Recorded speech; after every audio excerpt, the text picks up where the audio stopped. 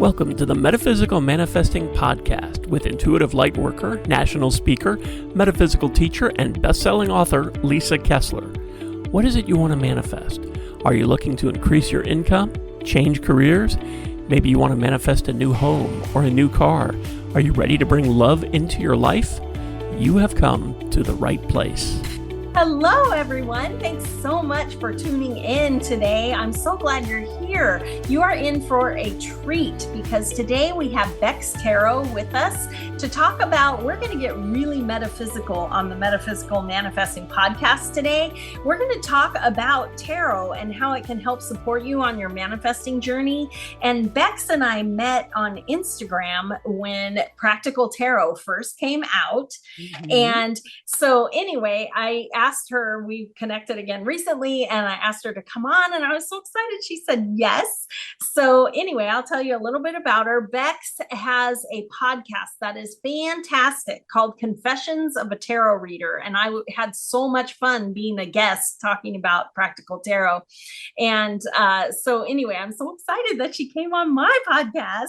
And she's been a tarot reader for over 20 years. And she's also a psychic medium and channeler. And she's over across the pond in the UK. And thanks for being here. Lisa, thank you so much for the kind invitation. I will always say yes to the dress. Anything you invite me to, I will be there. So thank you so much.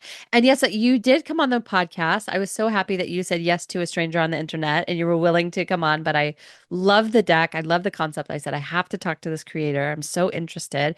And it turned out we had a lot of interesting conversations. And so for those listening, it's episode 21 on Confessions of a Tarot Reader, if you want to listen to Lisa. And Lisa, I don't know if you know this, fun fact, it's one of my favorite episodes to share with people who are new to the podcast because I think it's it's true. Thank you. Because it's such an interesting conversation we had about that deck creation, about who we are as people and how we evolve. Where does tarot fit in all these places?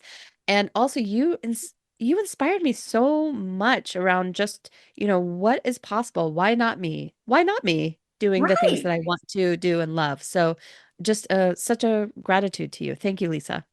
Aw, thank you. What is your book? What are you working on?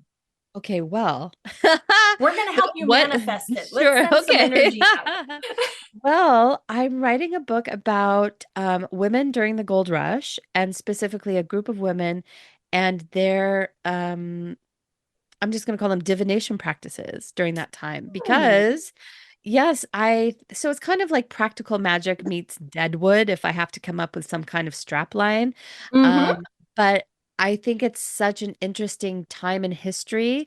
And of course, we knew that, some of the tarot decks in circulation at that time, they generally resembled, cards. So they would be used for gambling and this sort of thing. But there were a number of other practices because the women that were in the gold rush were from lots of different backgrounds. So Chinese immigrants, we had indigenous practices, we had Europeans coming, and also some folk magic that came from the Eastern United States. So I thought, well, this is a really interesting thing that I'd like to talk about, but can I give it this kind of historical fiction twist? So I don't think I've set myself the easiest task, but it's something I am finding really juicy.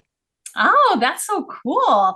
And all of those gold rush people were manifesting a new life for themselves. Lots of them in a new country and a new place, finding veins of gold, and they used dowsing rods and all that kind of stuff. So they were manifesting too. Lisa, this is why we're having this conversation. This is such a powerful reframe. And thank you for the reminder on the dowsing rods. Yes, you're right. Of course they were using dowsing rods. Yeah. Silly me. Quick, write that down. I know, quickly. But that sounds fascinating. That's amazing. Amazing. And I love thinking about things like that because manifesting isn't new. I mean, No. When The Secret came out 20 years ago, it was suddenly everybody went, oh, what? And myself included, I was like, oh my gosh, I've been doing that all my life and I didn't even know it, So people think of manifesting as some new age thing. Nah, people have been manifesting forever, right? Yes. So anyway, I think that's really fascinating. I can't wait to read it. So thank you. Yeah, me too. Yeah.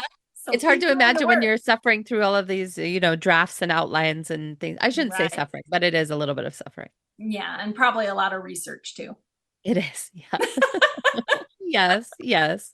So I am fortunate that there's a lot of, digital things now, but they're fewer and there are fewer kind of physical artifacts left. So that makes me a little bit sad. The diaries that some of these women and were so good to, I can't imagine, in candlelight, writing Right. it down on the, bits of On paper that ink they that they had. had to make. Right. I know. I know. I They know. had So to I'm very, manifest the ink. yeah, yeah, yeah, Oh my gosh. yeah. Well, when we talk about tarot and manifesting, for me in my business, when I am coaching people, tarot is always a big part of it because Yeah. I think there are lots of metaphysical tools and they resonate with everyone differently. But for me, tarot cards is a real visual reference. So you can get visual validation, you can get maybe a spark of an idea you hadn't thought of before when you turn over that card.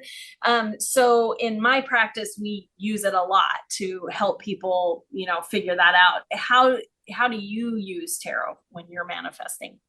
Yes. So I like to ask my very favorite tarot question, whether I'm manifesting or not, which is what is the energy around dot dot dot fill in the blank. So the thing that I'm looking to manifest, I want to look at what's the energy around this. I love So it that. may, yeah, so it'll be around, what is the energy around writing a book? So it's less about, and then eventually we may get to that more specific book idea, but it's like, what do I need to be aware of? What's surrounding here? And that usually starts to prompt a few other questions. But for me, that's a great question to get the ball rolling and give me some texture of, what is the energy around it? Right. Yeah, I love that. And also just to know that am I on the right path or Hmm. Yeah, I'm feeling, yes, yes. I'm feeling stressed. Is this still the right thing? And all that kind of stuff. So um so to to the practical tarot, I'm Yes. really into using tarot practically. I use it when Hmm. I'm writing books. I use it, pretty much. I use it for silly things. Sometimes I'm like, what color shirt should I wear? Ooh, this card's very orange. Okay. So I use it for everything. And in I my love it. practical tarot method book, there's exercises and little examples so you Yes. can try. But I thought, we're doing this manifesting podcast. I want Hmm. to pull some tarot cards and just, get an idea of what we should talk about. So I pulled Yes. three, Okay. and the first one made me laugh because this is definitely a time to use tarot when you are manifesting. When you're feeling Oh. anxious, the Five of Swords. For me, this Hmm. card resonates that anxiety feeling because typically on the card, there is no battle, and yet you've picked up more swords than you could possibly carry Yes. because you never know. Yes. It's that anxious feeling of how's it going to happen. And when I get in that mode, when I'm manifesting something, it's easy for me to start going, okay, plan A, plan B, plan C, and I, even though I know that the how is the universe's job, I tend to Mm. like, but I don't see how it's going to work. And so I start trying to do things. And this card will come up and be a big reminder to me to mellow out, get out of the way. Everything's fine. Mm. And reminds me again that the universe always provides the how, always, whether I'm Yes. stressed about it or not. So why am I wasting this energy? Right. But what Yes. does this card resonate for you when you're manifesting? Oh, beyond. So for me, the Five of Swords is also about wanting to control the narrative. It's about Yeah. that need to have the last word, even Mm-hmm. if and it's not helpful, right? It's not No. productive. It usually makes things worse. Yes. So, so when I see that, you pull it up, I have to have a giggle because I'm like, yeah, we want to control it rather than understanding that, at least in my experience and to my understanding, the manifestation works. The universe comes through the path of least resistance, and that's not always the obvious one for us. So it's a good reminder for me that I need to put in the work, the intention, and then get out of the way to let the universe Exactly. like do the rest. Exactly. And I always try to remember with swords, it's the element of air. So it's Mhm. in my head. It's not Yes. actually real. Stop it. Because when you get in that anxious feeling, it's all the what if, what if, what if, Yes. oh my God, Yes. if I can't manifest this by this date, what will I do? And Yes. the Right. anxiety just makes it bigger and bigger and bigger. Yes. And you Right. can pull this card and go, wait, it's just air. Yeah. Okay, just breathe. Yes. It's not Yeah. real. Just breathe. Yeah. It's Yeah. not that I have to So tell myself sometimes it's not that deep. yes, it's Mhm. gonna be okay. Mhm. It's gonna be okay. I go back to that mantra. Everything is unfolding for my highest good. I don't have to Yes. know how this will be, but Yes. maybe it's divine course correction, but Yes. mellow out, breathe. Um, Yes. Yes. and and the next card I pulled is such a manifesting card that I laughed. The Wheel of Fortune. So you can go anywhere. Where do you want to go? What do you want to do? It'll turn Yeah. out okay, but we have to plant the intention. I always tell That's people right. we decide what we want and why we want it. We set the intention, we have the passion, but then the universe decides when and how. Yeah. And it can't do that if we sit in the middle, in the crossroads. We got to That's right. choose a direction. So for me, when this card comes up, it's a great reminder that I need to set my intention and start going, take aligned action. Yes. But what does the Wheel of Fortune resonate for you?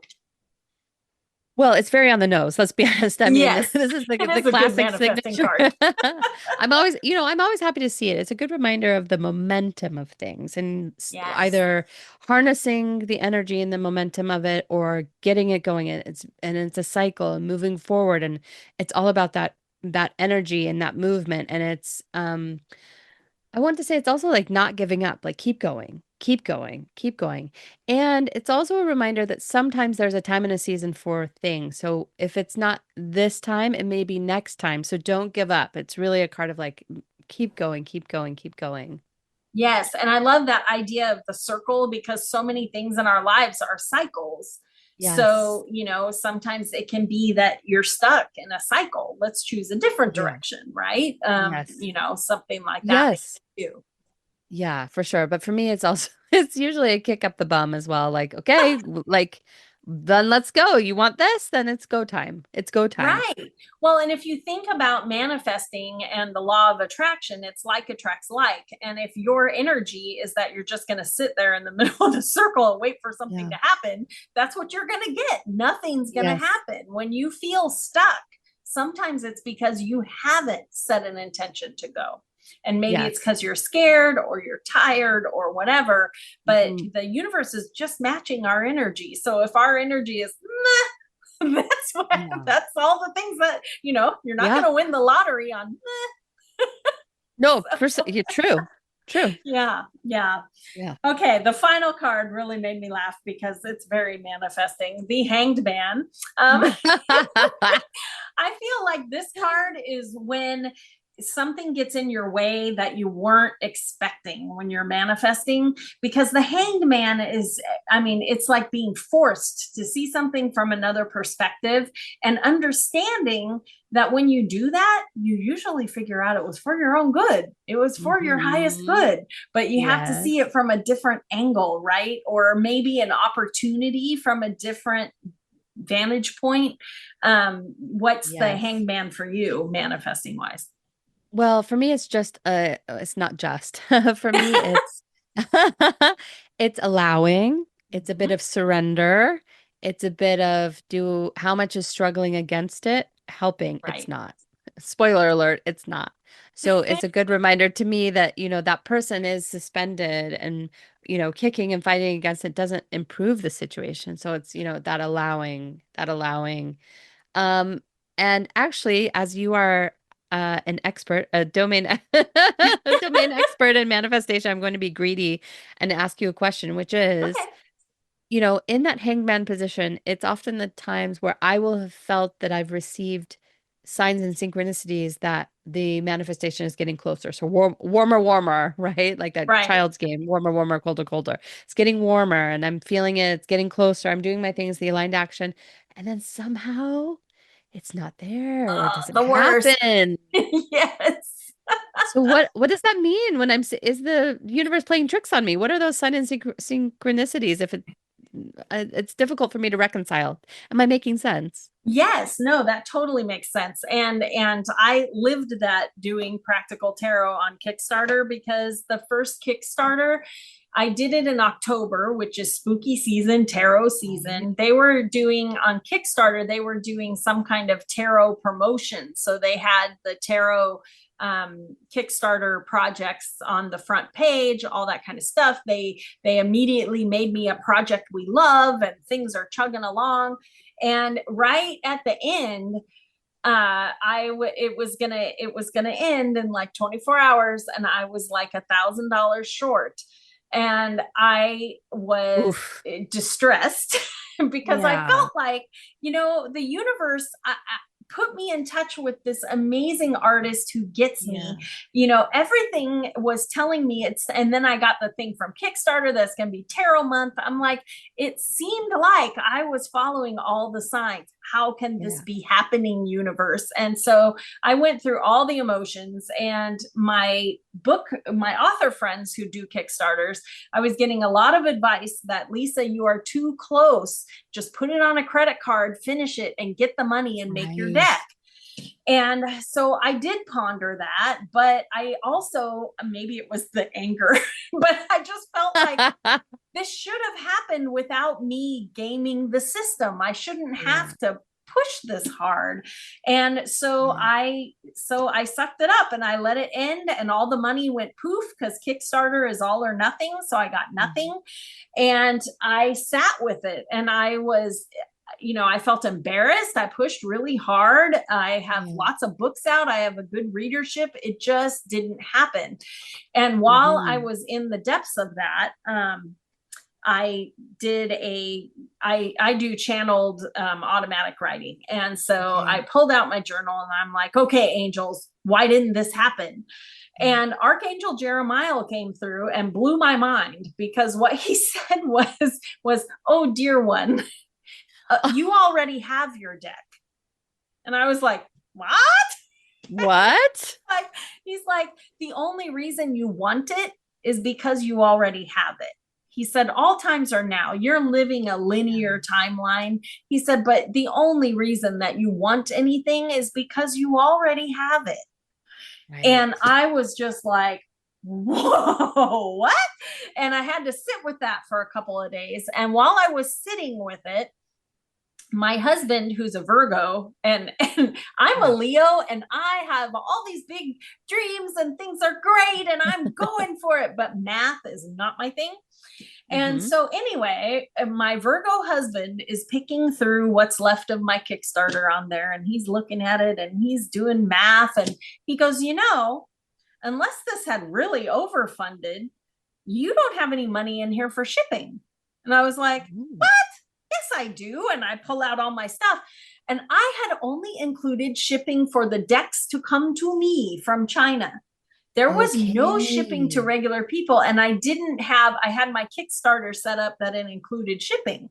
So I was like, oh, so the universe was protecting me from myself. What? Because if I had put that on a credit card and then had $3,000 more postage that needed, oh my God. So anyway, then I suddenly felt like, okay, I dodged a bullet. The timing was off. So counterintuitively in January, I put it back up, asked for $3,000 more when it didn't fund the first time. It felt odd, but I was like, okay, I'm trying to trust. And it overfunded. Wow. So it was like, I sat there looking at it. And I mean, when it happened, it was so painful. But in hindsight, looking back, I'm like, okay, thank God that did not happen. So sometimes these really painful things happen, and in the moment we can't see it. But if you can remember that the only reason you want it is because it already exists, it really changes that energy to where you can go, so the timing's just off. Or, if you have a bad breakup and it's so painful and you feel like, I'll never love again or whatever, keep in mind that a lot of times, if you can get through all that pain and heartache, you can go, oh my gosh, somebody incredible is coming for me. Dude, they're going to be even better than Yes. that. What?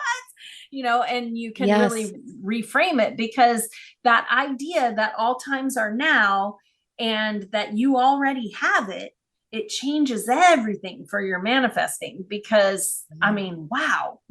So that one really took a few days for me to ingest that. But the idea that, I mean, when you think about it, when an idea pops in your head and you're like, I need to manifest that, where did that come Yeah. from? It came from you. It came from you in the Yes. future that already has it. Ooh, I'm gives just me a like, chill. Yes. right? But I mean, Yes. where else did that idea come from? It came Yeah. from your higher self that has lived all times. I mean, Yes. your higher self goes, okay, now's the time. Yes. And when you think about things that you've manifested in your life, you can look at it and go, I couldn't have done that 2 years before that. I mean, I think about the tarot deck, and if I had met Holly and had that idea 2 years earlier, it wouldn't have worked, because I was still finishing a fiction contract with a publisher. I didn't have Okay. time. Yeah. So the idea wasn't even a remote thought.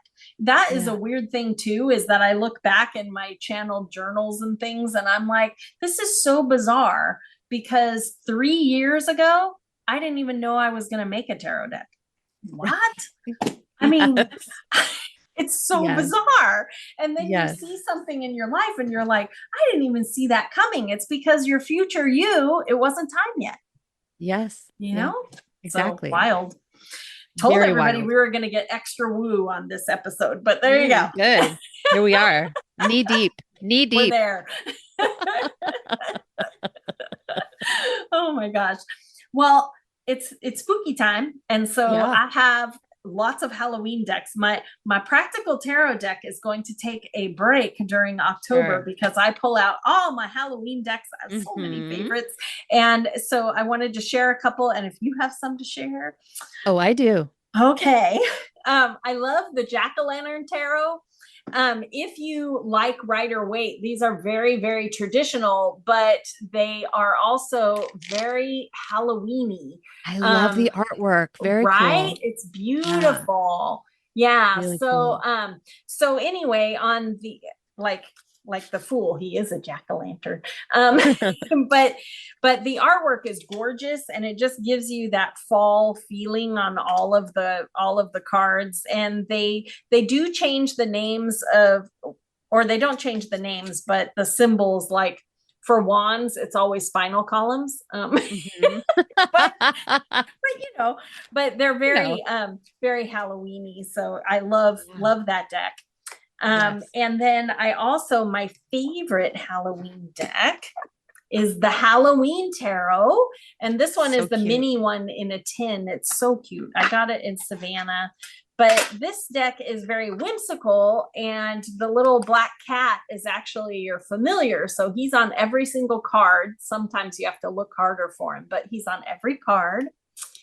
And the minor arcana is changed to ghosts and pumpkins, but they Hmm. make sense. The imps is Yeah. fire, and but anyway, super cute.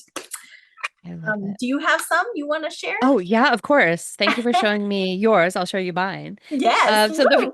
the first one is the Happy Halloween Tarot, which I think was self-published. I can't remember if I bought it on Kickstarter or Etsy, but I believe it's mass market now. And this also has that fun, whimsical Yes. kind of illustrations, and it's just very cute, and it makes me feel really happy. Makes me want to trick or treat and enjoy the season. And then I also love to do, no, it makes me look like a very fancy lady when I say this, but I love the Moon Void Tarot deck by Stephanie Caponi. Oh, And this is the French edition, which has a ooh, that different is fancy. back. It is fancy, fancy lady. But I like it because it is this kind of darker. So it's this beautiful the black backs with the red heart and the eye in the middle. And then most of the artwork is black and white, but there are a Oh, few that pretty. have a bit of red detail as well. So I like Oh, this. yes. Yeah, it's quite interesting, which I like to use it. And then the Everyday Witch Tarot. Mhm. And I use it outside of spooky season as well, but I I use do it too. especially It's a so. great Yeah, I deck. think it's such a great deck. And for me, it reads really it's very flexible. Does that make sense? Mhm. Like I can read it with so many different questions and queries. And then I have this beautiful Influence of the Angels deck. And I like it. The imagery is a bit darker, like it literally in shadow, or some of the coloring here is a bit darker. It's a kind of Renaissance-y, which I'll just make that a word. But I like to use that. I like to use that as well. It feels very autumnal, I guess. And as Yes. we, march into the longer the fewer daylight hours and into the longer nights. Yes. Well, and those kick-ass angels remind me of Constantine. It came to me. Yes. Keanu Reeves movie where the angels were like battle Yeah. angels, Yeah. because a lot of times we make them into these fluffy things, but they are just Yes. beings of energy and light. And so Yes. they can be powerful. There are battle Yes. angels and things like that. So Yeah, for sure. love I it. just learned about unemployed angels, which has been a game changer for me. What's an Turns out unemployed there's angel? Well, apparently there are legions of angels that are basically on call. So if we need a Oh, little boost, we can call in or invoke or petition the unemployed angels to come help us with a certain task. Give it a sweet. try. Give it a try. So maybe our guardian angels are just unemployed angels Could, could who be. swing in the swing Could shift. be. Could be. They might be moonlighting as an unemployed angel as well, picking up some extra money. I don't Uh-huh. know. Yeah, an extra shift. Yeah.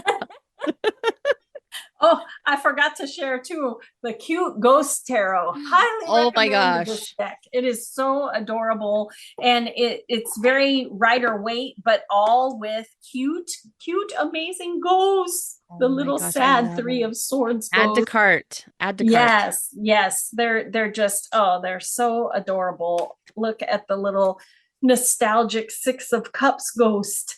So cute. It's super cute, but I think it Super was a cute. Sigkickstarter, but now it's on Amazon. So someone in my Tarot for Okay. Writers brought that, and I was like, "Oh, thank you, must get."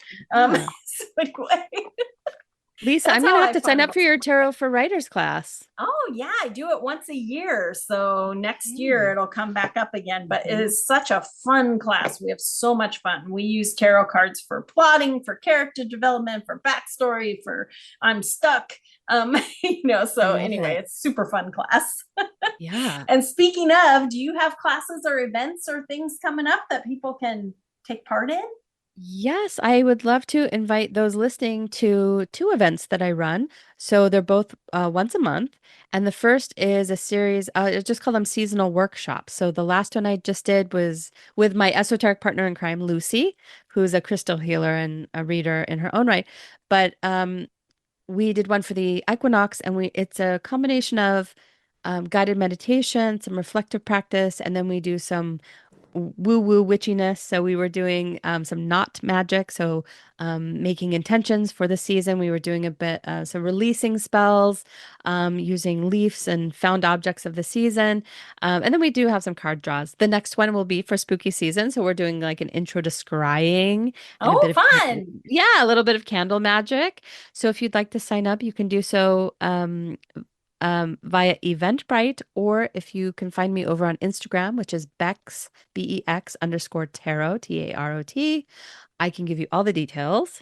And then the other thing is a once monthly tarot play date.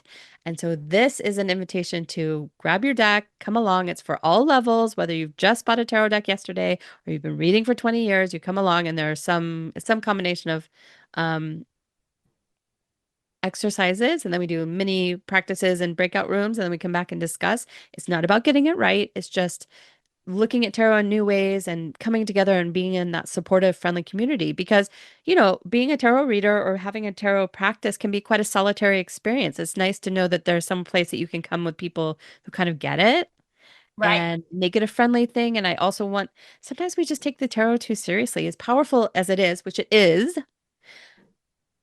Sometimes it's just let's have a play. Let's see, expand our Yeah. understanding. Like, let's go for it. Sometimes it's okay to go, what color should I wear today? And pull a card and go, oh, orange. Yes, yes, yes, A-okay. yes, yes. Yeah, exactly. Or there's one exercise we love to do, which is, if I'm looking, sneak preview, if I'm looking only at the major arcana, is just going through and just seeing what your intuitive hit is like do I like it? Do I not like it? Am I neutral? And then you can start to understand like, oh, maybe I do have a deeper relationship with my deck than I realized, and going from there. And so it's also learning to, exercise different muscles. Yes, yes, I love that. And are the events on Zoom? Can everyone They participate? are. Yes, thank you. Yeah, we wanted Yay. to make it inclusive and accessible.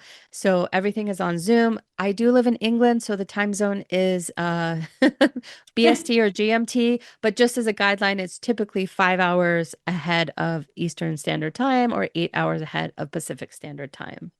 Okay, perfect. And for anyone listening, in the show notes, I have a link to Bex's website too, so you can check all Thank those you. things out. So Yeah. definitely do that and follow her on Instagram because she is Oh, so funny and she posts thank you. amazing content. And check out the Confessions of a Tarot Reader. I think I'm going to go find the link for the episode I was on, and I'll put that in the show notes too. Why not? Yes, please. People need to hear it. Yeah. Again, it's like having a personal coaching session. Listen, having a podcast was like the best personal coaching choice I've ever made. Mhm. Okay. Well, Yeah. thanks so much for being on with me today. This was a blast. The pleasure is all mine. Thank you, Lisa. Anytime I'm back. Thanks for listening to the Metaphysical Manifesting Podcast with Lisa Kessler. If you have questions or comments, or if you'd like to work with Lisa to manifest your dreams, you can connect with her through her website at metaphysicalmanifesting.net. That's also where you can claim your free weekly tarot reading and manifesting tips. Make sure you subscribe or follow the Metaphysical Manifesting Podcast on your favorite podcasting site so you never miss another episode. As Lisa likes to say, we can make magic when we bring the universe into the equation. Remember, you don't have to do it alone. If you'd like more information about Lisa, Metaphysical Manifestation Mentorship, or the Manifesting Magic Mastermind, visit her website at metaphysicalmanifesting.net.